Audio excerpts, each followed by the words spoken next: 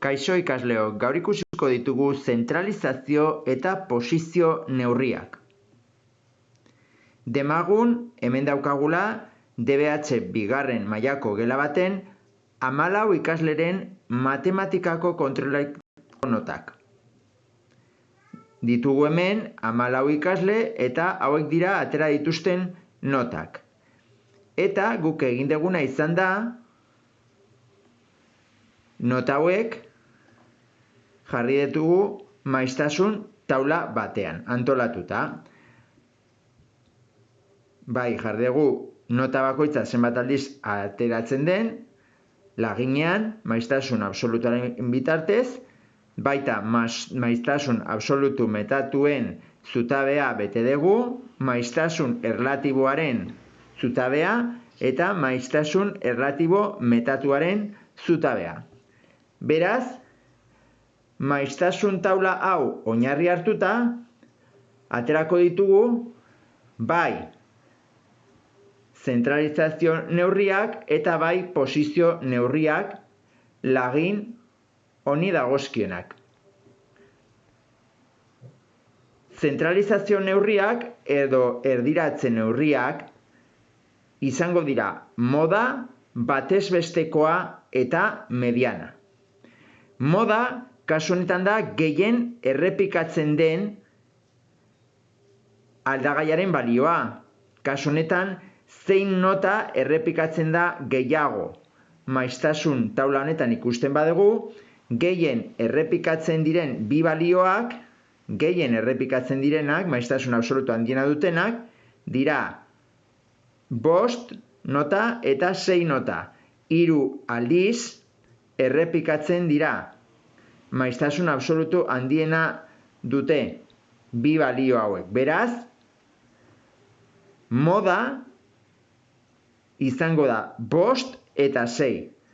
Eta interpretazio izango litzateke, ohikoena da ateratzea kontrolean 5 edo 6 nota. Hori esan nahi du moda.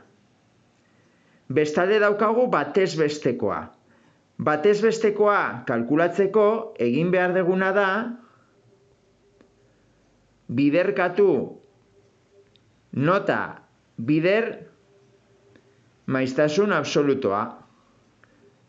Hau bider hau, 2 bider 0, 3 bider 1, 4 bider 2, 5 bider 3, 6 bider 3, 7 bider 2, 8 bider 1, 9 bider 2 eta 10 bider 0.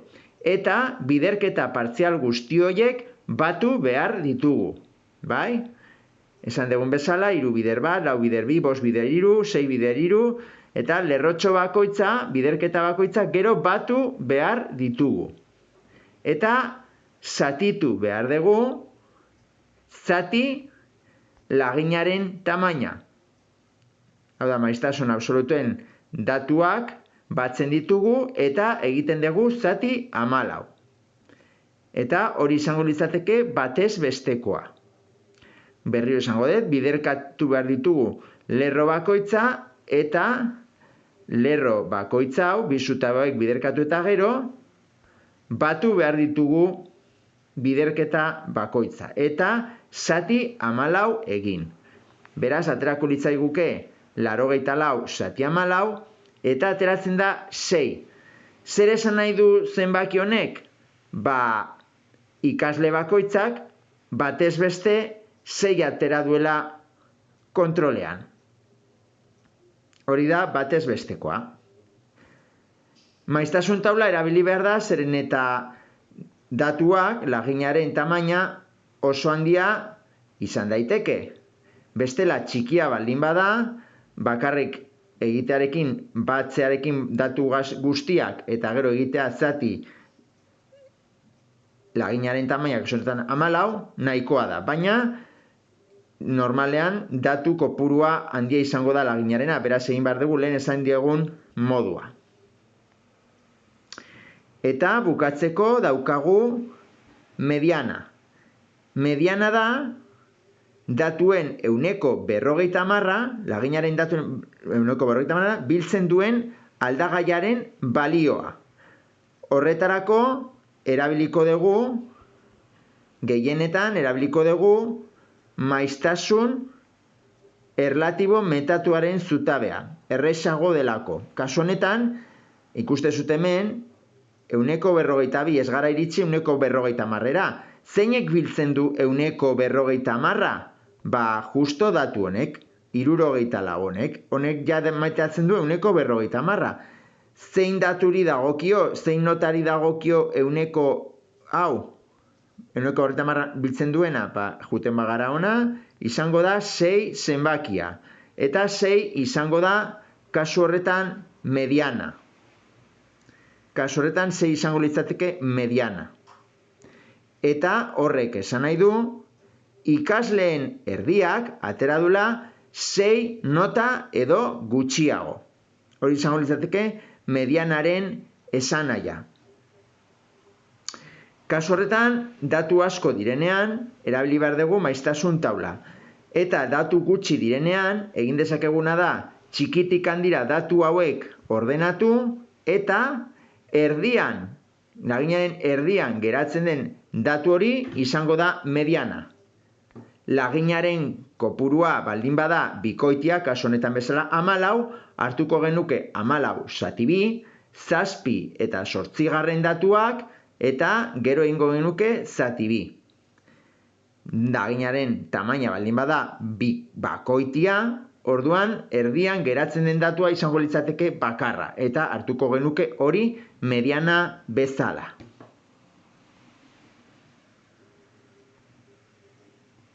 Hauek izango lirateke zentralizazio neurriak, moda, batezbestekoa eta mediana.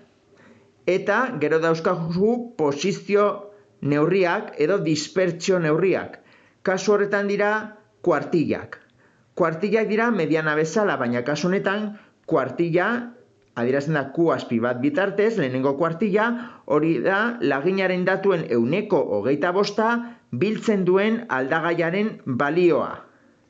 Kasu honetan, ikusten badugu hemen, maiztasun taulan, hartuko genuke maiztasun erlatibo metatuen zutabea, eta hemen ikusten dugu 121, ez gara iritsi 125-era. Beraz, hurrengo datuak ja, 152 honek metatzen du 125. Beraz, juten gara eskerrera, eta ze datu biltzen du 125?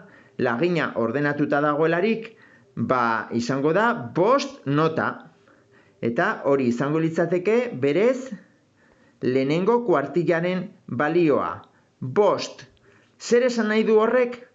Zein da bere interpretazioa zenbaki horrena? Ikasleen laurdenak atera duela 5 edo gutxiago kontrolean. Kasu berean izango genuke 3. kuartilla, edo kasu honetan Q azpi 3 izendatuta dagoena. Kasu honetan, horrek esan nahi du laginaren datuen 175 biltzen duen aldagaiaren balioa dela.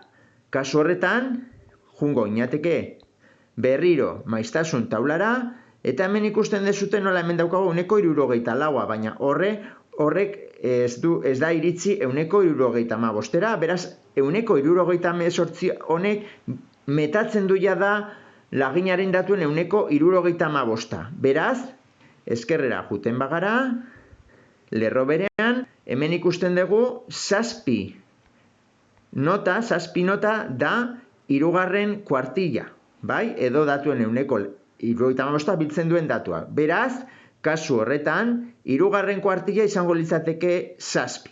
Horrek esan nahi du, ikasleen laurdenak atera duela 7 edo gehiago, edo kasu berean, 7 baino gutxiago ikasleen 175 atera duela.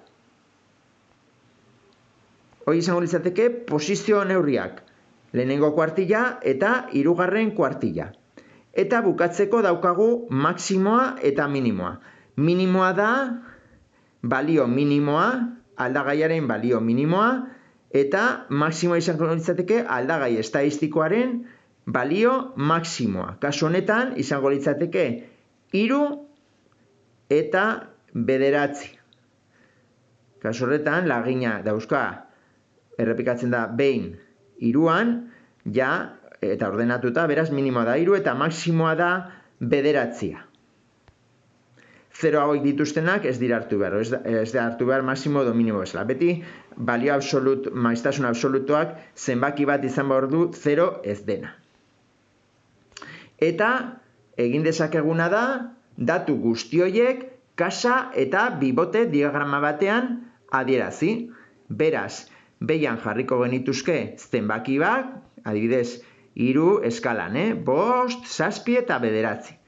Maksimoa jarriko genuke hemen, bai? Minimoa hemen, maksimoa hemen, eta gero, lortu ditugun datuak kasa batean. Ikusten dezutenez, kasan jarri behar ditugu beti, lehenengo kuartilla, mediana eta hirugarren kuartilla. Lehenengo kuartilla esan dugu dela 5, mediana dela 6 eta hirugarren kuartilla dela 7. Eta lerro honetan, kasatik kanpo dauden bi bibote hauetan, bi bibote hauek adierazten duten lerroan, jarriko genuke bai moda eta bai bataz bestekoa. Moda kasu horretan esan deguna dela 5 eta 6, eta bataz bestekoa da kasu horretan 6. Beraz, bataz bestekoa jarriko genuke hemen, 6an, eta moda izan daiteke 6, izan daiteke 5 edo 6. Bale, hau da, zentralizazio eta posizio neurriei buruz jakin behar dezutena.